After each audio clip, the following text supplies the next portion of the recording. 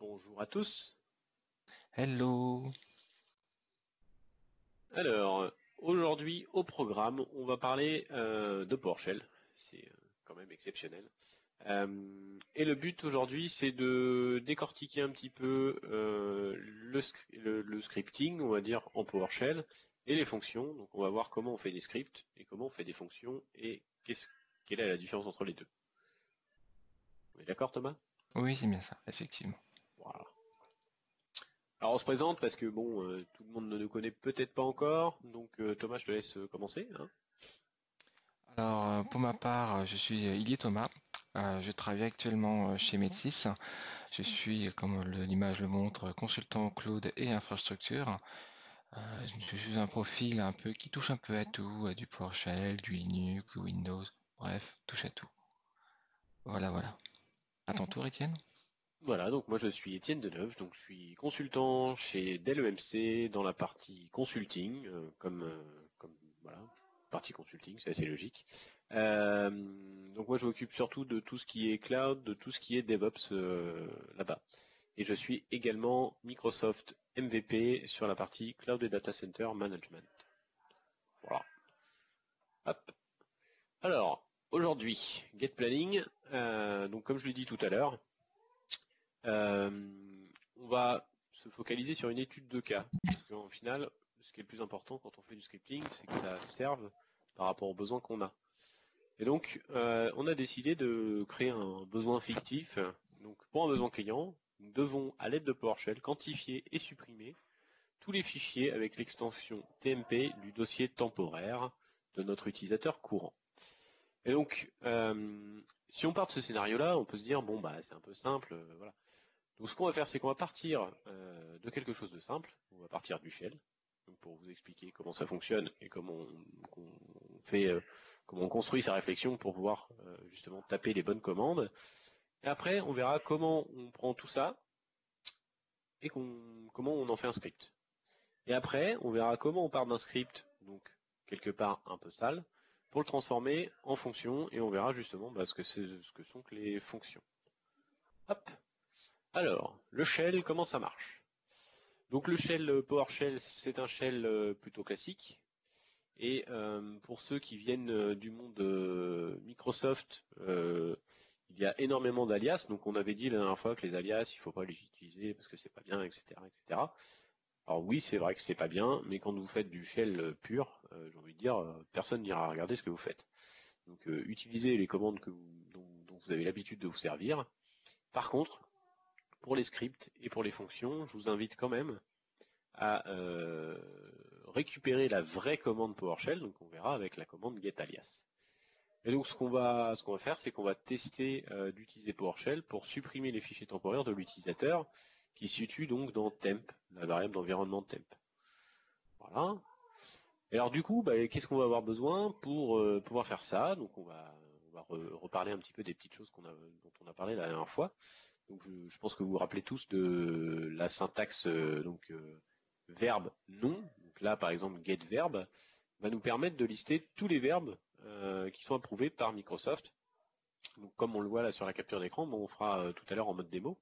Donc on voit en fait qu'il y a un certain nombre de verbes qui sont approuvés. Donc par exemple, il y a add, il y a clear, il y a copy, des choses comme ça, qui sont dans le groupe par exemple common. Donc chaque verbe a un type en fonction de l'action qu'il va sous-entendre. Donc il peut y avoir des choses qui vont être un peu étranges au départ. Par exemple, si on voit add et qu'on voit un new, on va se dire bon bah ok, mais pourquoi il y a add et new? Justement, on parlera de tout ça. Donc voilà. Ensuite, l'autre outil qui va nous permettre de retrouver les commandes facilement, ça va être le getCommand. Donc le getCommand, en fait, lui, tout simplement, il va nous lister toutes les commandes disponibles dans PowerShell. Et donc on récupère aussi les alias des commandes pour savoir justement si c'en est ou pas. Et donc voilà. Donc ça, on verra juste après dans la démo comment on manipule tout ça. Et donc la démo, c'est maintenant. Alors, la démo. Tac. Tu mets le bon truc, Thomas, s'il te plaît? Voilà. Alors là, on est dans un shell. Donc moi, je suis sur le shell de Thomas, là. Hop. J'espère que tout le monde voit bien. Alors. Oui, oui, on voit très bien. Très bien. Oui. J'ai pas le retour image en même temps. Alors, on a parlé tout à l'heure du getAlias. Donc, par exemple, quand vous êtes dans un shell classique, vous voulez lister vos répertoires, donc vous faites dire, vous allez afficher vos répertoires. Donc là, pas de secret, ça fonctionne de la même manière. Par contre, si vous venez du monde Linux, vous pouvez faire ls, ça marche aussi. La difficulté pour passer dans des scripts purs, ce sera justement de transformer ces commandes qui sont des habitudes en commandes, je dirais, plus standards. Donc on va aller taper la petite commande getAlias. Donc PowerShell ISE nous fait la reconnaissance avec l'IntelliSense pour justement nous aider à taper plus vite. Donc là, si par exemple je fais un getAlias sur dir, automatiquement il va me retrouver que la commande dir c'est un alias, effectivement, et que ça correspond à getChildItem. Donc nous, dans notre exemple, ce qu'on veut, je vais le réécrire ici, c'est récupérer les fichiers TMP dans le dossier temp de l'utilisateur. On est d'accord? Personne ne va me répondre, c'est normal, puisque vous ne pouvez pas. Hop, j'ai pas fait de faute, c'est bon. Donc, on a notre commande déjà pour récupérer les utilisateurs, enfin les fichiers, pardon. GetChildItem, donc elle a effectivement bien le même comportement que la commande dir qu'on a tapé tout à l'heure, puisque c'est un alias encore une fois, donc c'est exactement la même chose. Donc nous, ce qu'on veut, c'est récupérer le contenu de TMP. En PowerShell, les variables d'environnement classiques, on connaît tous, en fait, elles sont toutes dans un provider, donc ça on reviendra à la notion de provider dans une autre session, et sont toutes regroupées en fait dans la variable env. Si j'écris avec des moufles, ça marche pas. Et donc si je veux récupérer TMP, tout simplement, je tape $env $.tmp, donc je récupère la même variable d'environnement qu'avant. Donc j'ai ma base. Donc ma base c'est effectivement, hop, on va faire ça proprement, le env temp. Voilà. Donc on est bien dans AppData local de l'utilisateur, on n'est pas dans quelque chose d'autre. Donc nous on veut récupérer les fichiers, donc on va devoir utiliser la commande getChildItem, et on va pouvoir lui indiquer donc un chemin comme base de recherche, ce qui est plus intéressant. Donc, ce qu'on va pouvoir faire, c'est prendre ce petit morceau, voilà, donc là je le tape directement dans le shell, getChildItem, hop, -pass. Donc pass c'est standard, hein, vous le retrouvez quasiment partout, file pass, destination pass, enfin il sera un peu Directory. Partout. Voilà, c'est un standard du PowerShell. Donc là je récupère bien tous les temporaires de la machine de Thomas. Donc on voit qu'il n'a pas nettoyé depuis très longtemps. Et donc ce qu'on va faire, c'est que nous, à la base, rappelez-vous, on voulait récupérer les fichiers PowerShell, enfin fichiers temporaires, pardon. Donc on va faire un filter et on va mettre étoile.tmp. Hop. Et donc là, on récupère bien que les fichiers temporaires. Donc là, on a récupéré ça. Comment on va faire pour récupérer la taille de tout ça? Alors, il y a plusieurs façons de le faire en PowerShell en ligne de commande, je dirais, pure. On va pouvoir faire... je réfléchis pour pas non plus montrer des trucs trop compliqués de but en blanc. Alors, ce qu'on va faire, c'est que on va se rappeler du dernier cours, on avait parlé des variables. Donc, ce qu'on va faire, c'est qu'on va stocker notre élément dans une variable, hop, voilà. Donc là, si je fais appel à variable, on est d'accord, j'obtiens toujours la même chose, le même résultat. L'avantage qu'on va avoir avec cette variable, c'est qu'on va pouvoir la travailler de manière différente. C'est qu'on va pouvoir voir justement ses propriétés, donc on en avait parlé la dernière fois. Donc comme tout est objet en PowerShell, on va pouvoir récupérer donc toutes les propriétés de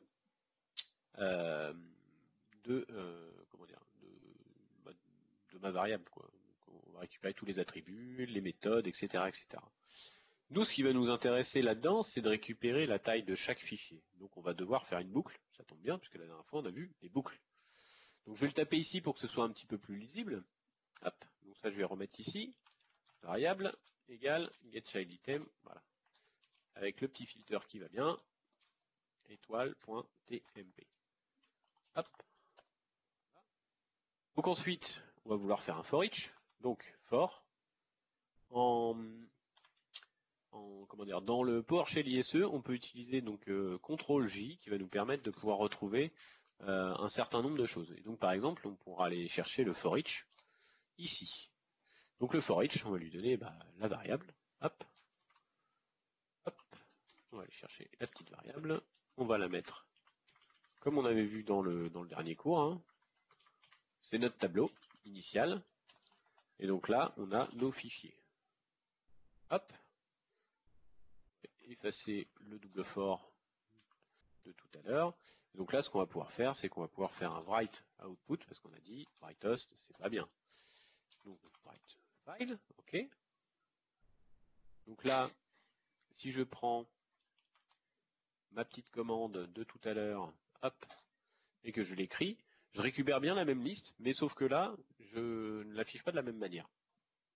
C'est-à-dire qu'en fait, je vais écrire chaque fichier un par un, et il me fait quand même le petit classement tout seul.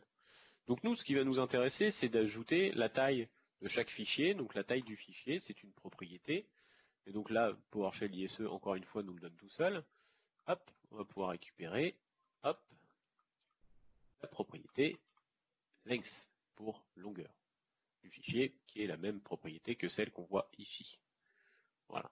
Donc là, si j'affiche ça, hop, on va juste, hop, ajouter une petite chose pour qu'il nous affiche bien que la propriété qui nous intéresse. Hop, copier, coller. Je vais volontairement dans le shell, c'est juste pour vous montrer que effectivement, on travaille bien dans le shell, pardon. et que là, ce que j'écris dans l'ISE, c'est juste pour que vous puissiez le voir de manière plus claire que dans le shell en bas. Ce sera plus lisible. Donc, on récupère bien que la taille. Sauf que nous, ce qui nous intéresse, c'est de faire la totalité des tailles. Donc, ce qu'on va faire, c'est qu'on avait vu la dernière fois la notion d'arrêt. Donc, on va créer un arrêt. On va créer une variable, tout simplement. Donc, var, on va l'appeler var. C'est bien, var. Et donc, ce qu'on va faire, c'est qu'on va lui dire, à chaque itération de la boucle, tu fais var plus $file length. Hop. Voilà. Et donc à la fin de la boucle, on aura, normalement, si tout se passe bien, la bonne taille complète. Hop. Voilà, donc à la fin, on a bien 83 992. Alors vous me direz, t'es gentil, mais moi, je compte pas encore de tête en bytes, et c'est un peu pénible. Alors je vais vous montrer une petite astuce en PowerShell qui est assez sympa. C'est que là, on va pouvoir faire diviser par 1 méga. Et automatiquement, il nous donne la taille en méga. Et donc là, on a 0,80 quelque chose. Bon, on peut peut-être mettre en KB. En KB, bah, ça marche pareil. Kilobyte. Hop. Voilà. Donc là, on a une taille, je dirais, un petit peu plus human readable. Voilà. Donc, là, en fait, on a tout fait en mode shell. Et donc, ce qu'on va voir juste après, c'est comment on passe de ce mode shell à un mode script. Donc, la même chose, mais dans un fichier qu'on va pouvoir exécuter plusieurs fois. Hop, on repasse sur la présentation.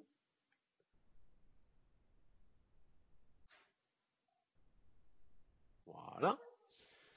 Alors, on va reprendre un petit peu la base. Donc un script, qu'est-ce que c'est? Tout simplement, si vous connaissez les centres d'appel, bah, dans les centres d'appel, ils ont une feuille blanche avec écrit des choses dessus à faire dans l'ordre. Bah, un script, en fait, c'est la même chose, mais pour un ordinateur. Et donc, en PowerShell, c'est exactement la même chose. Donc c'est lu ligne par ligne. Quand il arrive sur une boucle, il va faire les itérations de la boucle, il n'y a pas de souci, ça va continuer de la même façon. Et voilà. Donc un script, c'est vraiment ça, c'est on prend toutes les étapes de ce qu'on va faire pour tout détailler et tout comprendre comment on veut le faire. Donc ce que vous faites en PowerShell dans le shell, vous prenez tel quel, vous le mettez dans un fichier, vous l'enregistrez en .ps1, vous allez exécuter la même chose. Hop. Et donc on va reprendre l'exemple. Vas-y Thomas, c'est à toi. Ah, donc là, on va parler des paramètres, parce qu'un script, effectivement, ça reprend exactement ce que vous avez tapé dans votre console PowerShell, mais pas que. Parce que l'intérêt des scripts, c'est de pouvoir lui insérer des paramètres d'entrée pour avoir un script qui est totalement réutilisable, ce qu'on fait de tous les jours, avec Étienne par exemple.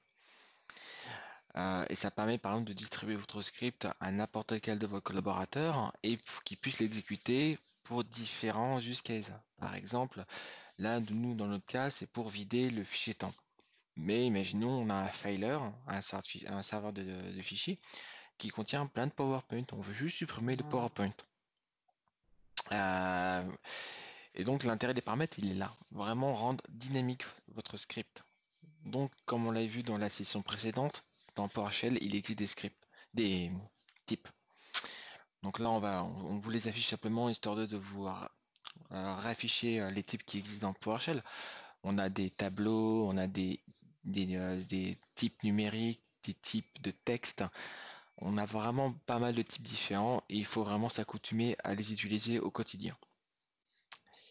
Voilà, voilà. Donc, j'avais envie de vous introduire cette notion qu'on appelle le typage fort. C'est une notion normalement qu'on a en développement, pas trop en PowerShell, puisqu'on ne le voit pas souvent. Qu'est-ce que le typage fort? Le typage fort, c'est le fait de typer tout ce que vous faites en PowerShell. Ça permet de rendre votre script plus fiable. Ça évite d'avoir des erreurs inattendues. Alors que si vous l'avez fait en typage automatique, ce qui est normalement le cas, généralement même, parfois vous pouvez avoir des erreurs dans vos scripts parce que un utilisateur s'est amusé à mettre, par exemple, un chiffre au lieu de marquer son username.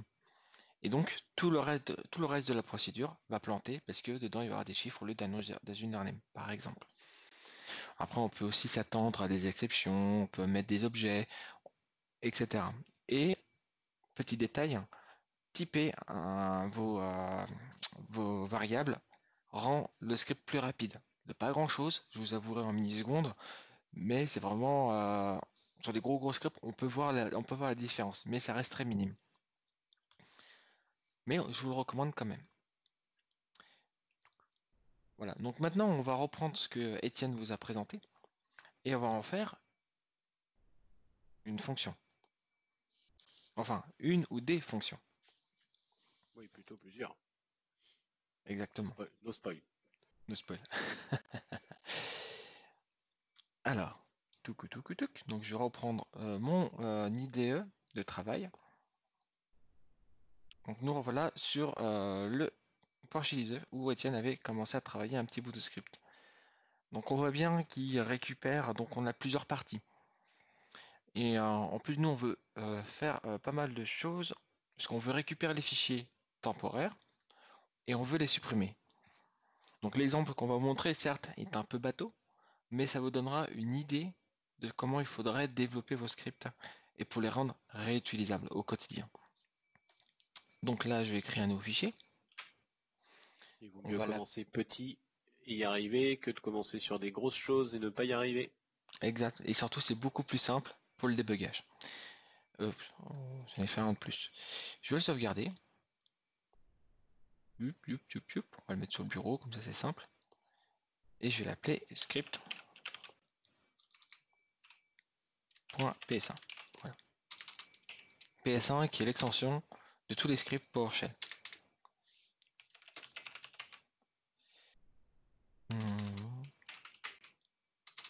Attends, je vais me déplacer sur le bureau.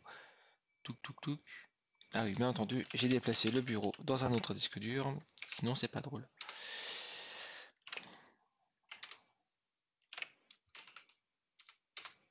Voilà. Alors, donc comme on l'avait dit tout à l'heure, on vous a parlé des verbes dans PowerShell. Donc là, on va devoir créer une fonction. On va décortiquer ce que fait Étienne, on va en créer des fonctions. Donc là, on a deux fonctions principales. On a le get pour récupérer la liste des fichiers et le remove pour supprimer les fichiers. Donc déjà, on a deux fonctions établies. Donc par exemple, je vais... attendez un instant. Voilà. Donc, je vais créer une fonction. Donc pour créer une fonction, c'est assez simple. Il faut juste écrire fonction et le nom ce que vous voulez. Par nous, ça va être get donc notre séparateur, ce qu'on veut faire. Donc je vais récupérer les items par extension. Voilà. Donc là, dans une fonction PowerShell, il faut toujours être très verbeux. Il ne faut pas qu'un utilisateur ou qu'un admin lise votre fonction et ne comprenne pas ce qu'elle fait juste en lisant le titre. Le but, c'est vraiment de comprendre ce qu'elle fait en lisant le titre. Hop. Donc, hop, voici le contenu. Et je vais faire la même chose avec la fonction qui va me permettre de supprimer mes fichiers. Donc, c'est simplement, je vais faire un copier-coller, voilà, parce qu'on reste sur le même schéma derrière, pour rester cohérent. Et là, on va commencer à vouloir avoir des paramètres d'entrée. Par exemple, qu'est-ce que je veux récupérer dans mes items? Je veux récupérer des fichiers dans un directory et suivi d'un filtre pour récupérer uniquement les fichiers qui m'intéressent. Donc, je vais dire deux paramètres. Donc, pour déclarer les paramètres, il suffit d'écrire param. Alors, il y a plusieurs modes, hein. Là, je vous montre le meilleur, le plus simple. Param, ouverture de parenthèse, retour à la ligne, fermeture de parenthèse. Et donc, comme je vous l'ai dit tout à l'heure, là, on va faire du typage. Il faut typer. Donc, je vais prendre là, ça va être du string dans tous les cas. Tout ce qu'on va faire va être du string. Donc, system string, j'hérite de la classe system du .NET et je prends le string qui est dedans. une sous-classe. Tac. Et on peut le voir, PowerShell ISE m'aide beaucoup. VS Code vous le fera la même chose. Donc là, je vais avoir directory, par exemple, et je vais avoir mon filtre. Alors le filtre, ça va être les extensions. Donc on va l'appeler extension. Donc système.string, hop, et hop, exten, sion. Donc voilà. Donc là, en entrée, on va tester. J'ai deux paramètres. Donc alors une fois que j'exécute ceci, je vais plutôt les mettre dans la console, ça sera plus simple. Donc si je fais un get-item by, on voit tout de suite que PowerShell ISE le reconnaît. Donc si je fais tirer, bah, il a vu que j'ai un paramètre de directory. Dans notre cas, on va avoir envie de récupérer mes fichiers temporaires qui sont sur mon poste. Donc là, TMP. Et je vais mettre quoi comme filtre? Je vais récupérer uniquement les fichiers temporaires, donc TMP. Donc là, entre simple cote, oula, qu'est-ce que j'ai fait? Entre simple cote, TMP. Bien entendu, elle va me retourner parce que je n'ai pas encore développé le contenu de la fonction. Là, actuellement, il ne fait uniquement remplir les paramètres dans la fonction. Voilà. Alors l'intérêt. On s'en sert pas. De quoi? Vas-y, continue. Ah, ok. Non, je disais. Donc, c'est bien joli d'écrire un directory dans votre script, mais il faut le tester quand même. C'est l'intérêt de PowerShell, enfin de tout le type de scripting. Il ne faut pas traiter de bout en blanc ce qu'on lui donne à manger. Il faut vraiment tester toutes les valeurs, de A à Z. C'est comme ça vous évitera souvent des problèmes. Par exemple, là, pour tester mon directory sur PowerShell, je veux tester le chemin. Donc pour tester le chemin, on traduit en anglais, ça fait test path. Donc là, on va faire un if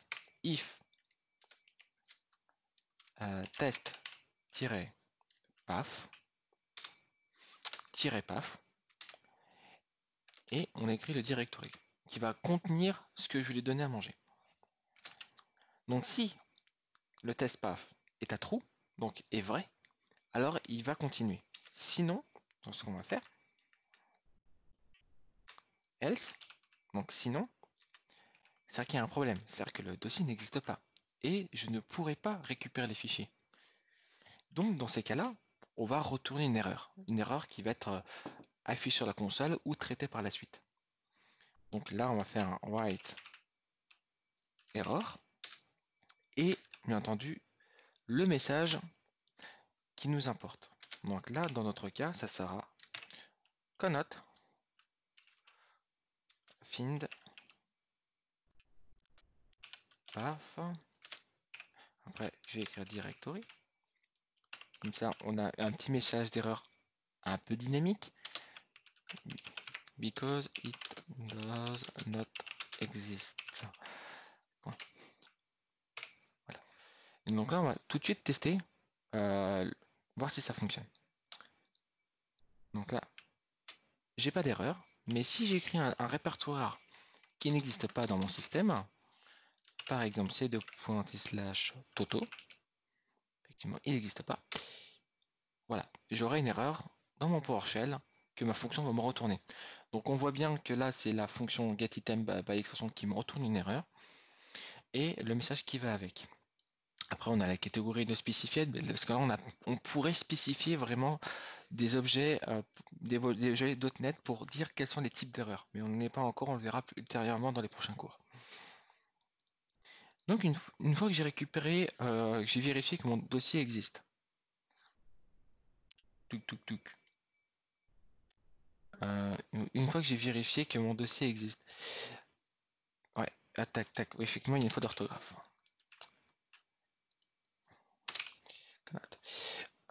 Maintenant, j'ai besoin de récupérer le contenu de ce dossier.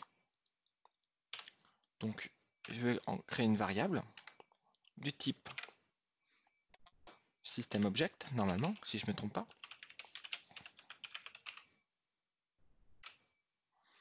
qui contient la liste de mes fichiers, donc files avec un S ou, pour être plus verbeux, file list. est égal à get child item paf paf directory filter, donc point dollar exten extension. Donc là déjà on a déjà rendu cette variable dynamique parce que tous les paramètres qui lui sont indus sont fournis par la fonction. Et à la fin, on va renvoyer le contenu de cette fonction. On va s'emprêter de tester, bien entendu. Donc là, hop, je le mets dans la console. Et donc là, si je fais il ne trouve rien. Pourquoi? Donc c'est parti pour débugger.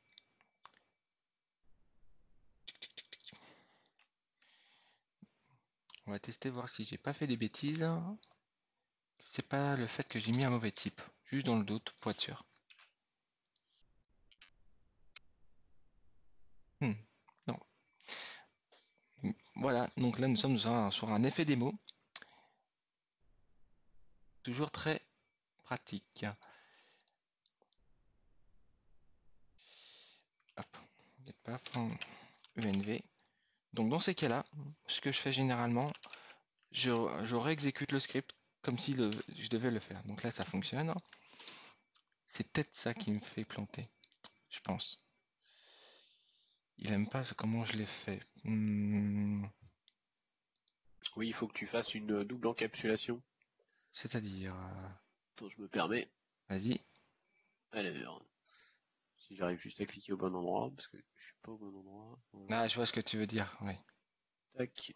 Entre parenthèses, $, oui. Ouais. Oui, mais oui, tac, tac.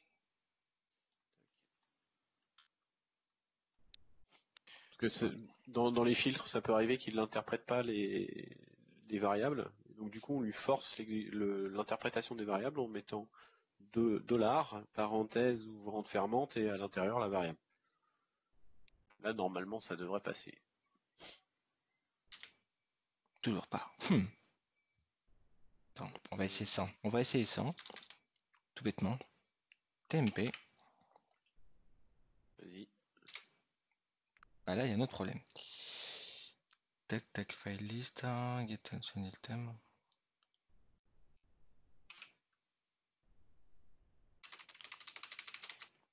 UNV2.tmp. Ah, effectivement, il Non, trouve c'est pas. TEMP. Ah, peut-être pour ça alors. Mais oui. Non, non, ça marche pas. Ah, on n'a pas mis d'étoile. C'est les filtres. Oui. Effectivement, on avait oublié l'étoile et donc ça ne peut pas fonctionner. Parce qu'on n'a pas mis le caractère joker qui permet de le définir, va chercher tout ce qui est avant. Et donc en théorie, là, c'est pas ça qu'il faut taper. Voilà, donc on récupère bien, on avait oublié le joker. Donc on recommence, je vais reprendre l'extension, on va la remettre ici. Normalement, j'ai pas besoin de faire de double encapsulation en théorie. Effectivement, je n'ai pas besoin. Le filter, on peut s'en servir pour tout et n'importe quoi. Il y a beaucoup de méthodes pour s'en servir. Là n'est pas la question, mais on peut utiliser du objet, on peut utiliser pas mal de méthodes et de propriétés pour faire des filtres. Là, c'est l'un des filtres qui nous permet de chercher des choses. Voilà. Donc là, j'ai bien récupéré le contenu de mon dossier TMP. C'est cool. Est-ce que je peux le mettre en plus grand écran? Non, non, difficilement. Tic, tic, tic. Donc là, on récupère vraiment tout ce qu'on a besoin pour pouvoir aller supprimer. Mais un script sans documentation, c'est un mauvais script. Comme le disait mon ancien responsable, un script sans documentation, c'est un script legacy. C'est-à-dire que vous pouvez l'oublier, perdu. Parce que personne ne pourra le réutiliser.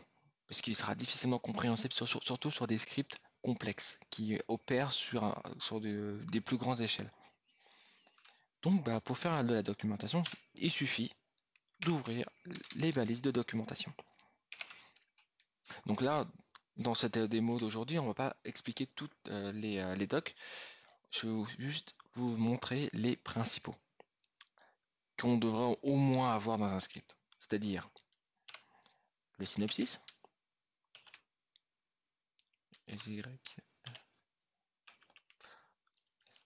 YIS, le synopsis, qui permet de dire ce que je fais. Donc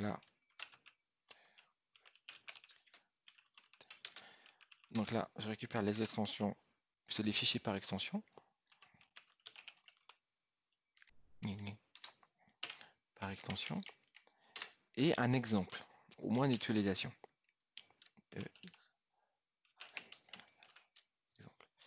Dans l'exemple, par exemple, je prends l'exemple que j'ai copié en bas. Comme ça, on indique à l'IT, à l'admin, à l'ingénieur, comment mon script fonctionne, comment je peux l'utiliser. Après, on peut aller plus loin. Effectivement, on a des paramètres de documentation, par exemple, pour paraméteurs, qui permet de...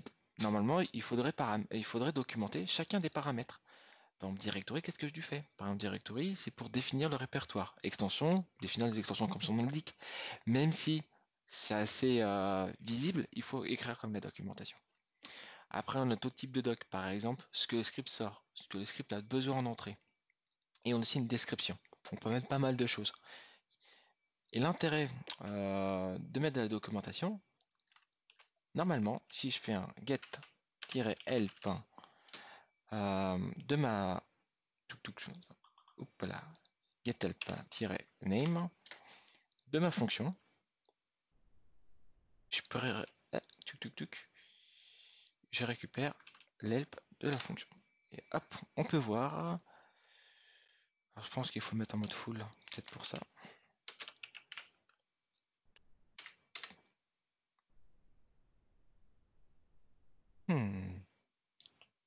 C'est pas full.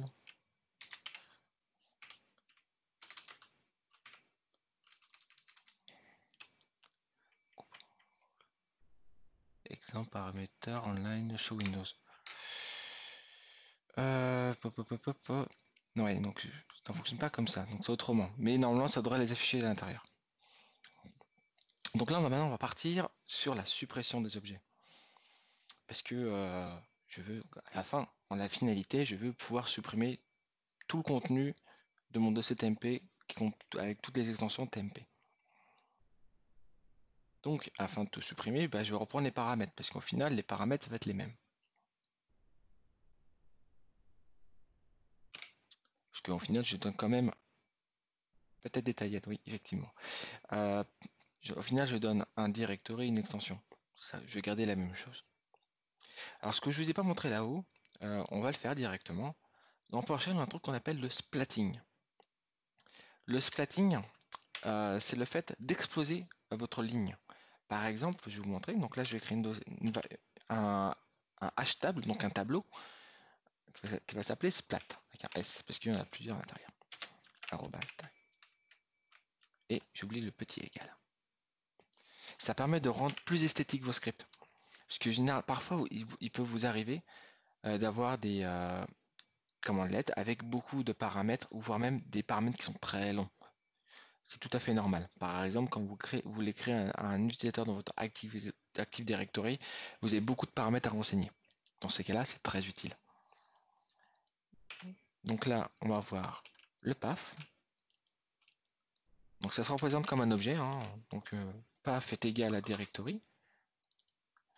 Et filter est égal à notre extension. Et après, il suffit de prendre cette variable-là et de lui injecter le tout avec un arrobase par un dollar cette fois-ci. Et en gros, ça va être la même chose. On ne va pas avoir de perte de fonctionnalité. Ça va rendre juste le code plus esthétique. Après, par souci d'esthétique, il faut aussi aligner les égales afin que tout soit sur la même position. Donc là, si je réexécute la fonction, on va voir qu'on n'a aucun souci d'exécution. C'est pareil, ça fonctionne, mais c'est plus esthétique.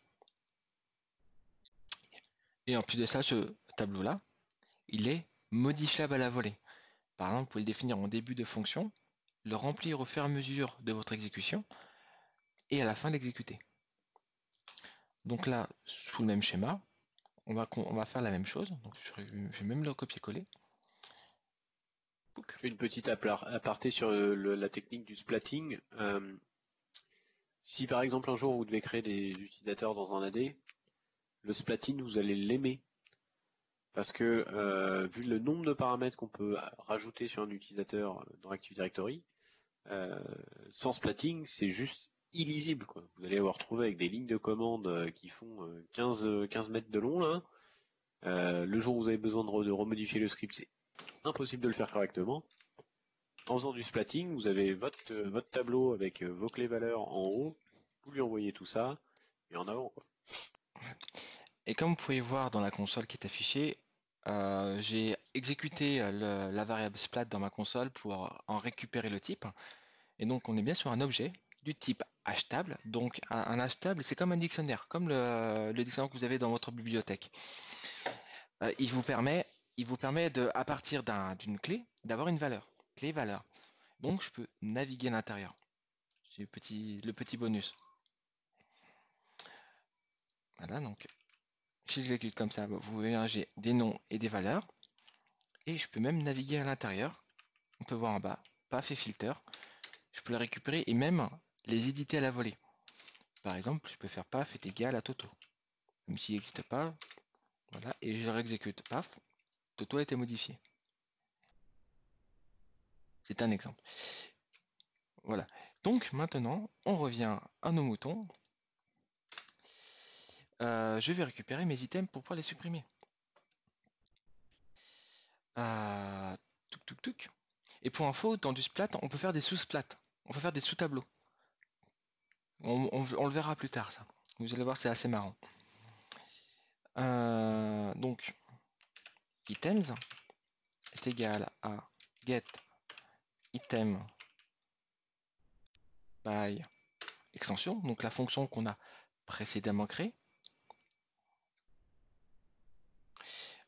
Hop. Et je vais encore une fois, je vais utiliser la méthode du splatting et je vais lui donner à manger le splat. Alors vu qu'au-dessus on a généré une erreur, je voudrais bien la récupérer pour planter avant que mon script s'exécute. Donc, ici on va écrire error action. Vous en avez pas mal, vous avez error action, et dans error action on a silently continue, donc on continue même si ça plante, mais c'est pas grave, et on n'affiche rien. Et nous, ce qui nous intéresse là, c'est de s'arrêter en cours d'exécution. On ne veut pas que ça aille plus loin. Imaginons, vous devez récupérer tous les utilisateurs de votre Active Directory et leur modifier leur description. Ou un truc de plus critique, par exemple l'adresse email. On ne veut pas que un bout d'un moment dans vos scripts ça plante et ça continue à faire n'importe quoi dans l'AD. Et au final, vous vous retrouvez avec un AD complètement cassé parce que vos scripts n'est pas arrêté au bon moment. Donc là, je vais définir. On sent presque le vécu. Non, pas du tout. Ah, moi j'ai déjà vécu ça, mais c'était pas moi qui exécutais le script, c'était quelqu'un d'autre. Quelqu'un Parce que d'autre je lui ai donné un script. et qui n'avait pas lu la documentation. Exactement. Pas lu la Bon, doc, pas fait attention aux paramètres, il a mis 0 mois, ça va supprimer tous les mois.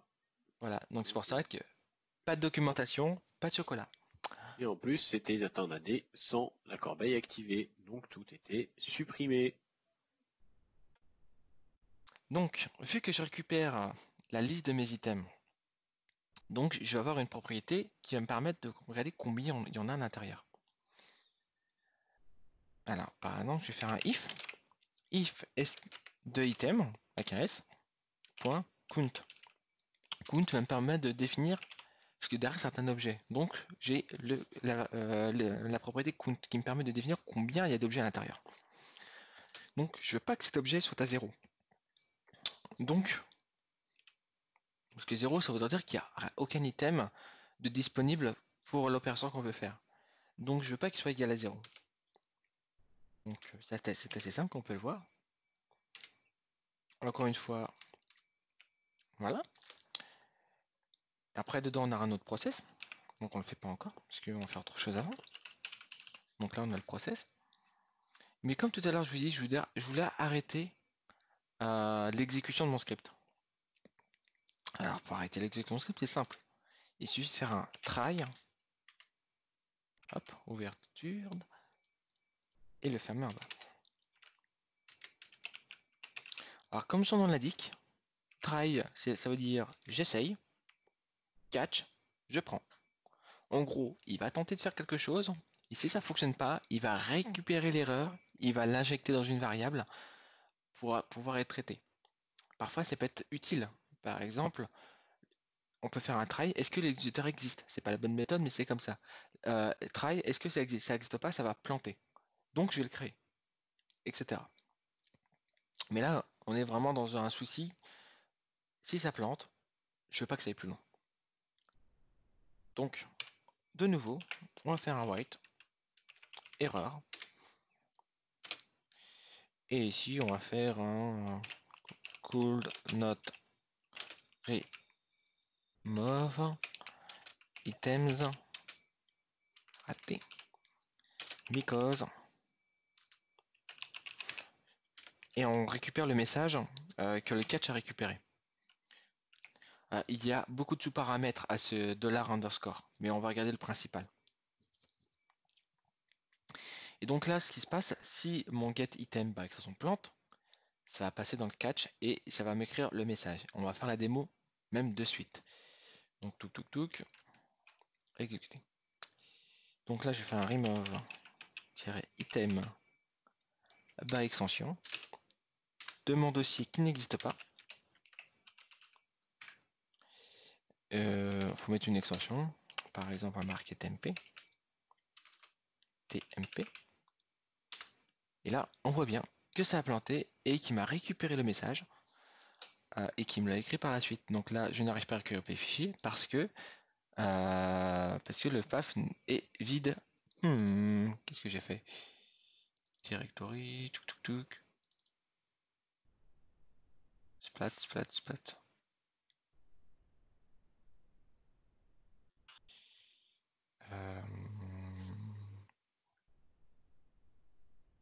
Ah oui, je sais pas où ça a planté. Ici, je fais env2.tmp.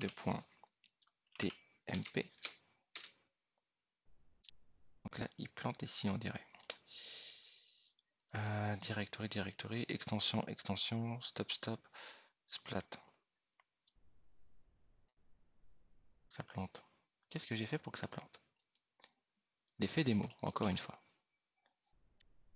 Donc ça fonctionne bien.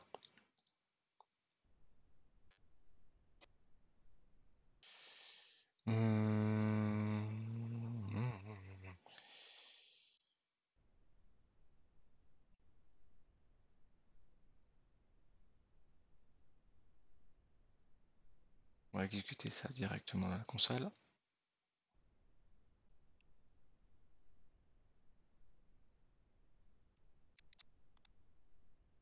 Ah oui, effectivement, il ne faut pas mettre de ça. Là, qu'est-ce que je viens de faire?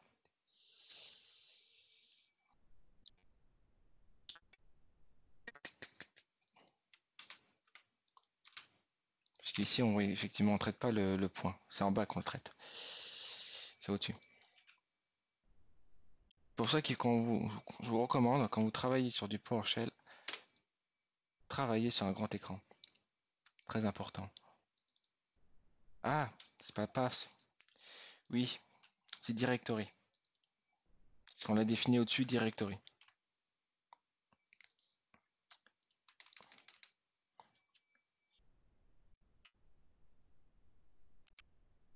Et donc là,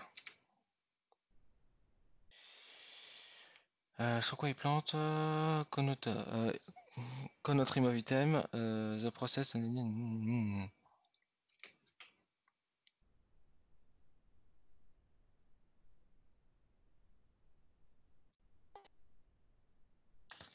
C'est parce que tu as un truc qui s'appelle process dans ton if count juste là. Ah, parfois qu'on a allait dans le guidon. effectivement, on oublie tout. Test. C'est pour ça que parfois c'est pratique d'être deux. Voilà, donc là, c'est bien fonctionné. À deux, c'est mieux.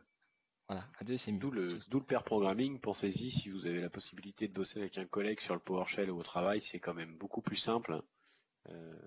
Si vos collègues ils font pas de PowerShell, vous leur dites de venir au PowerShell du zéro. Comme ça, on lui expliquera. Voilà, voilà. Donc là, on a bien réussi à récupérer la liste des fichiers et les traiter. Mais maintenant, je vais les supprimer. Ah, encore un autre sujet, les supprimer. Donc comment... Oui, mais attention, Thomas, si tu les supprimes, comment tu peux être sûr que, par exemple, ta fonction va s'exécuter correctement avant de l'exécuter? Ah bah ça, je vais te laisser le montrer. Voilà. On va vous montrer un petit point important. Quand on utilise des commandes qui sont à potentiel destructeur, comme la suppression d'un fichier. Là, je vais vous montrer dans le shell directement. Si on fait un remove item, remove, pas, hop, remove item, donc on va prendre pass c deux points user Thomas, hop. Ah non, tu m'as dit ton bureau il est ailleurs, c'est ça? C'est oui, c'est D, mais t'es déjà dans le bon répertoire. D'accord, ok. On va prendre un fichier qui est là, ici, hop. Celui-là par exemple, c'est bien, non? Oui, prends tout ce que tu veux hein, sur le bureau. Hein. Tout est supprimable. Et donc là, en fait, on a un... Non, pas le rm-rf, on va utiliser le -watif. Le -watif, qu'est-ce qu'il fait? Bah, il va nous dire, voilà, je fais ça, est-ce que c'est bien ce que tu veux? Et ça, c'est quand même une fonctionnalité de PowerShell qui est hyper intéressante et importante. Alors à mettre en place dans vos scripts, c'est pas pour demain. Euh, c'est quand même pas un truc très simple à mettre en place. Par contre, dès que vous utilisez des commandes LED PowerShell qui sont fournies par Microsoft ou qui sont bien écrites, vous l'aurez. Et ça peut vous sauver la vie. Et pas que, votre emploi. Voilà. Aussi l'emploi, oui. Bah, du coup, un peu la vie aussi quand même, parce que sans argent, on fait pas grand-chose. Hein. Par l'argent, pas Voilà, de chocolat, encore une fois. exactement. Et donc là, je vais prendre voilà. Donc là, je vais prendre ma liste des items. Alors par contre, je sais pas s'il va bien fonctionner le motif comme ça, mais on va essayer. Normalement, ça passe, mais par contre, si tu veux le rendre variable, watif, entre guillemets, il va falloir que tu fasses Un full process, ça. Ouais, mais ça va peut-être être un peu compliqué. Tu fais plutôt un if, watif dans les paramètres, et puis voilà, quoi. Voilà, bon, pour le moment, on va le laisser comme ça. Voilà, pour vérifier que ça marche. Donc là, encore une fois, il faut bien ententer vos codes et éviter les espaces, plutôt les sauts de ligne superflus. Là, j'en avais deux, donc je les ai enlevés. On vous montrera dans un autre meet-up comment rendre le code joli. On fera un truc spécial là-dessus, à base de VS Code et plein de choses pour tout vous expliquer. Voilà, donc là, on a notre petite console qui me dit, hey, est-ce que tu veux supprimer cet item-là? Moi, je dis, moi, je veux pas. Après, il continue, parce qu'il y en a plein. Jusqu'à que la liste soit finie. Je crois qu'il y en a une centaine, donc je vais pas faire tout. Je vais marquer not now. Not now. Not now. Suspend. Ouais, suspend. Donc là, j'ai arrêté le process. Mais imaginons, on va revenir sur les paramètres. Parce que là, je suis casé dans le dossier TMP. Mais il y a des sous-dossiers qui existent. Et get item prend en charge les sous-dossiers. Mais il faut lui donner une variable. Donc par exemple, ici, je vais rajouter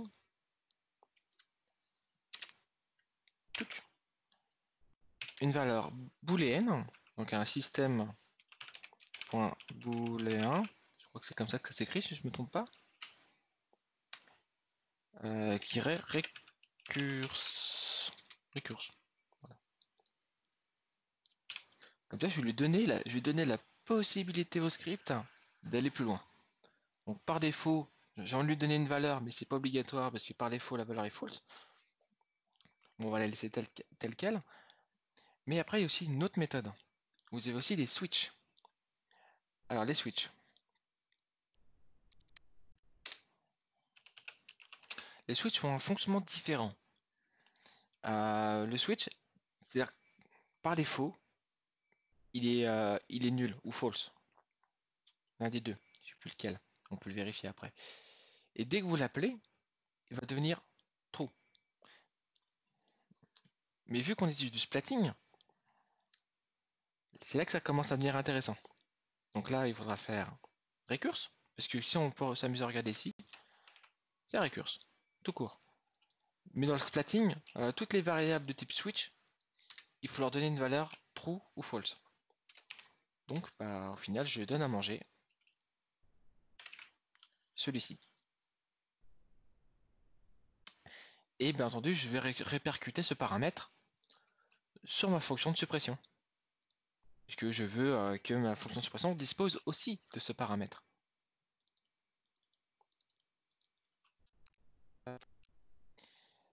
Et donc là, pareil, même truc. Voilà, recurse, hop, hop, hop. Et on va tester notre fonction de get, parce que la fonction de remove va fonctionner, ça c'est certain. Directory, env,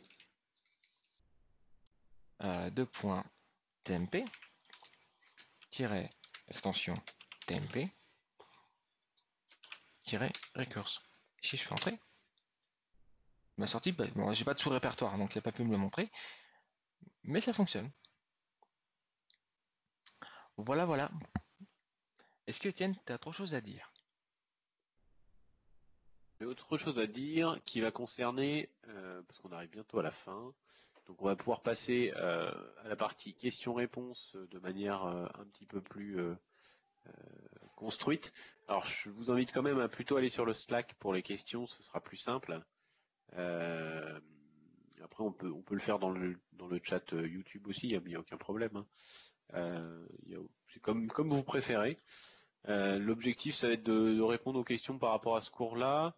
On a aussi un petit sondage à vous faire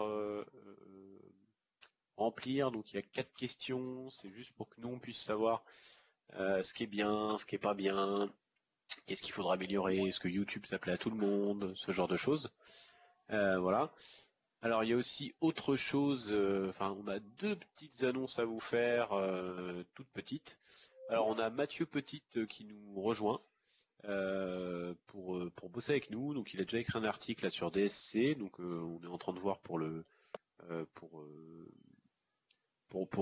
essayer de voir s'il convient à tout le monde et si tout est bien expliqué. Parce que le but, nous, c'est de vous aider à comprendre PowerShell par vous-même et en repartant de zéro.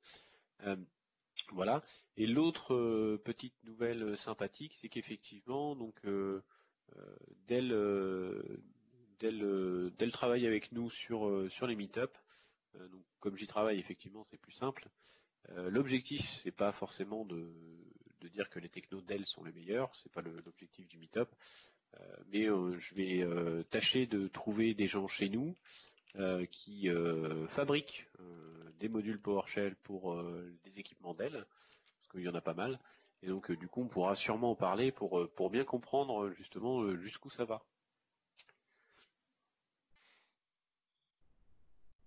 Donc voilà. La liste des params qu'il est possible de mettre. En fait,